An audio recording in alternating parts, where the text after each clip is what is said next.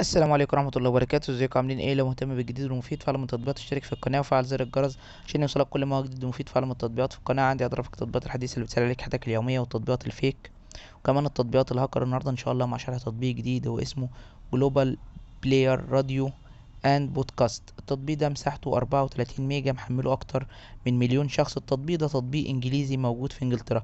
بتقدر من خلال التطبيق ده ان انت تشغل الراديو الانجليزي او الراديو بتاع دولة انجلترا. تقدر تستمتع بالراديو، وتقدر تشغل المحطات اللي انت عايزها. محطات بقى اغاني، محطات اخبار، محطات رياضة، محطات سياسة. كل الحاجات اللي انت عايزها بتقدر انت تشغلها. كمان بتقدر تستمتع بالبودكاست اللي انت بتفضله او اللي انت بتحبه. لو بتحب بودكاست معين، بودكاست بيتكلم عن الرياضة، بودكاست بيتكلم عن الفنانين وعن الممثلين وعن المشاهير، بودكاست بيتكلم عن الدراسة وعن الكليات والجامعات وازاي تحدد مستقبلك وازاي تحدد اهدافك.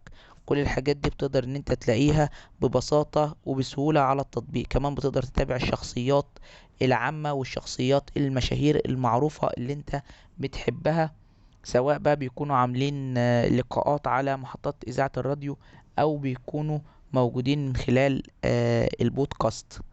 تقدر تستمع ليهم وتقدر تعرف على حياتهم، تعرف عن كل حاجة عنهم.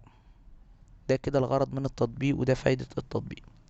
مشكلة التطبيق ان هو بيتضمن اعلانات وبيطلب منك الاشتراك وشراء التطبيق عشان تقدر تستمتع بكل مميزات التطبيق.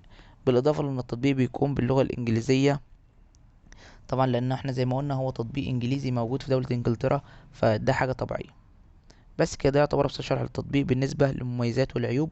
لو عجبك شرح التطبيق يا ريت تدوس لايك للفيديو. لو عايز شرح تطبيق معين يا ريت تسيب لي في الكومنت. لو اكتشفت ميزة او عيب للتطبيق في اي تحديث من التحديثات القادمة اكتبها في تعليقات الفيديو. شكرا، سلام عليكم.